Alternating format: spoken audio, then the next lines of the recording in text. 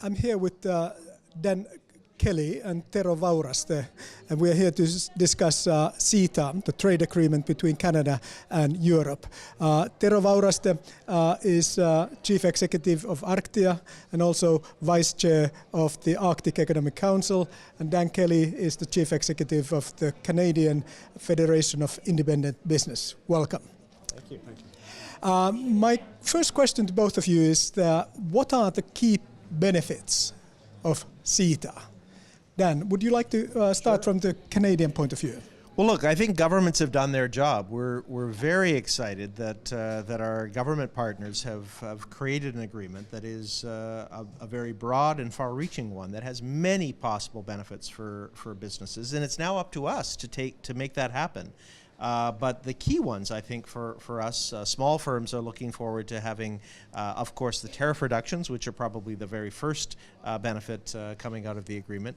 But after that, looking at facilitation of trade by reducing some of the border frictions and processes, looking at regulations or at least mutual recognition of similar standards that exist, that certainly for a lot of small firms can be a big deal. It could prevent a small business from even considering doing business on one side of the Atlantic or another if the hurdles to doing business are so great. And I think the CETA agreement improves a lot of that.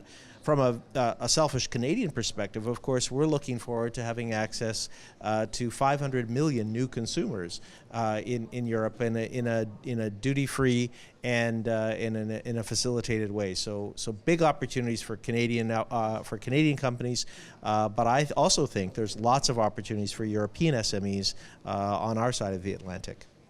Tero, let's move over to you. What do you see as the key opportunities looking at the CETA agreement from the European and Finnish side of things? Right, continuing on your insights, so actually one calculation is that this will improve the Canadian family's economy per 1,000 Canadian dollars. So I think it's quite a lot. So how does that turn into European and Finnish side? Well, first of all, the removal of the tariffs. I mean, that's of high importance because, for instance, within shipping, we have had tariffs coming from 15 to 25%. Those will be removed. So this will definitely give new opportunities for shipping industries within the whole EU, but also, of course, from Finland.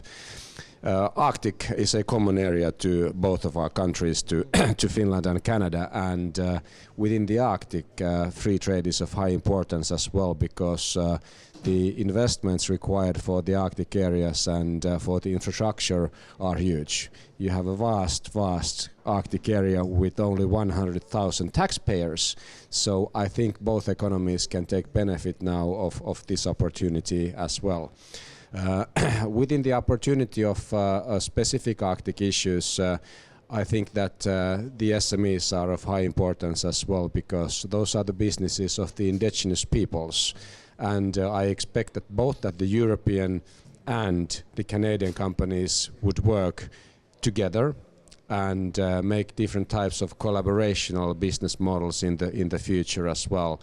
And the harmonization of the regulations, making sure that you will be getting out of the double testing problems and by that lowering your cost and getting easier market access really makes benefit to the Arctic areas as well.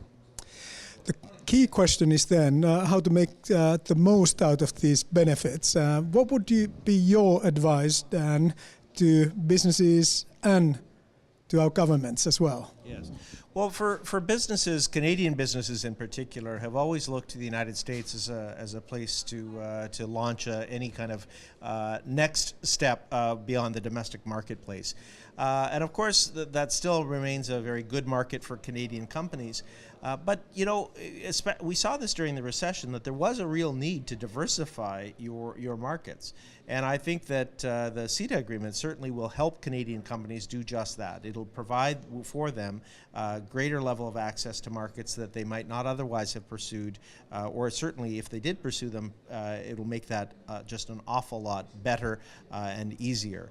So that, I think, is a great service. And a Canadian company, I would advise any company, either on either side of the Atlantic, to really just get started, to start to work with trade representatives, with government agencies, to learn a little bit more about the opportunities there, and then to try to build themselves either into a supply chain or to reach out to potential foreign suppliers themselves.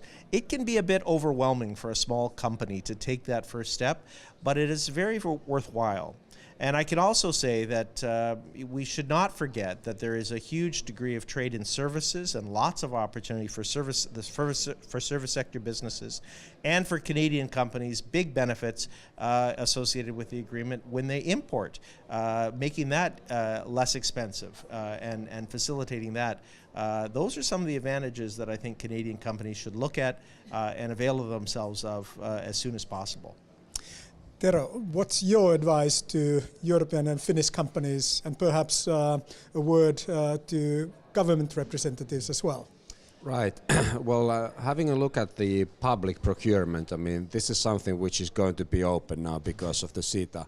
We have seen situations that actually, even on a local level or on a national level, the companies are not following that well the opportunities. Well, the Canadian colleagues have now promised to make a one-stop shop.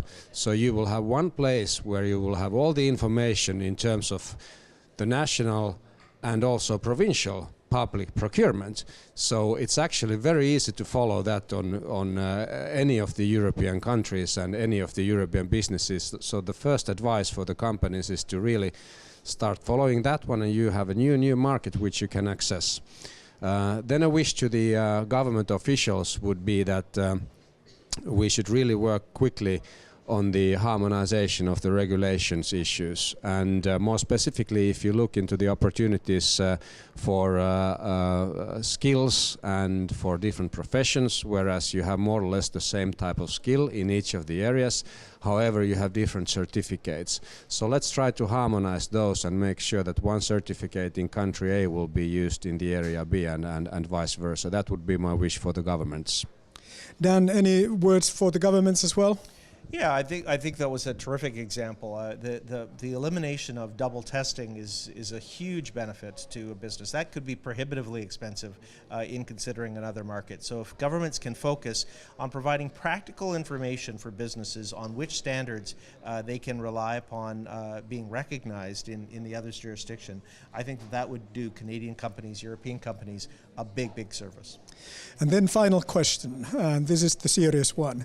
Who's going to win next time Finland and Canada meet in ice hockey? Well, that's an easy question, but we've got 35 million people to draw on, so I suppose that makes it a little bit easier for us. I don't know. What do you think? Well, I have a very heartfelt friend in Canada, and he has twice made a bet with me in terms of who's gonna win. First one, it was for whiskey, and he suggested that. We won. That was with the juniors. Second one was with men, and he suggested that, and I said, now we have to take Finnish gin, and we won. So let's see. I hope that it's going to be for Canada for next time. Oh, thank you. Well, I think it's going to be a wonderful game, and it's going to be a very wonderful future for our businesses as well. Thank you very much indeed. Thank you. Thank you.